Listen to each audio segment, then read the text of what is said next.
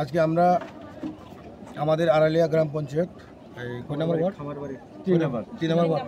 তিন নম্বর ওয়ার্ড খাবারবাড়ি। আমাদের ডিপুটেড ক্যান্ডিডেট রুজিনা, উনি মেম্বার, ডিপুটেড মেম্বার।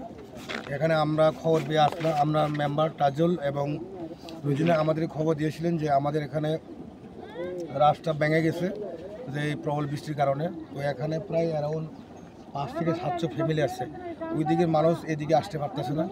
তো এটা শুনে আমি আর ভয় থাকছে না, আমি এখানে আড়ালিয়া আমি ভিজিট করছি, দেখলাম এখানে যে খুব মানুষ জটিলতা এবং খুব দুর্গম অবস্থাতে আছে, যে কোনো মুহূর্তে অ্যাক্সিডেন্ট হইতে পারে।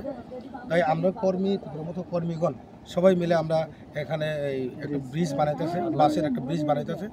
তো আগামী দিনে সরকারের কাছে আমরা আর্জি করব, বা আমরা কালকের মধ্যে আমরা ডিএম এবং এসডিএম এর কাছে আমরা রিপোর্টটা দিব, ইমিডিয়েটলি এটা যেন একটা বক্স কালভার করা হোক। তো আমরা ত্রিপুরা মতো সবসময় একটা মাটি দিয়ে 2টা বা 4টা কালভার দিয়ে মাটি উপরে দিয়ে তারপরে একটা ব্রিজ করা দরকার, বক্স কালভার। তাই আমরা আমাদের ত্রিপুরা মাথা ওয়ারিয়ার্স এবং ত্রিপুরা মাথা লিডার্সরা কেউ আমরা বসে থাকে না। আমরা মানুষের সেবার জন্য, মানুষের এই কাজের জন্য মানুষের সঙ্গে আমরা সবসময় পাশে আছি। আমাদের মহারাজ প্রদকিশোর মানিক্য, আমরা ক্যান্ডিডেট, আমাদের মেম্বার রুজিনা আমাদের সঙ্গে ছিলেন, আমাদের সঙ্গে আঙ্কেল ছিলেন।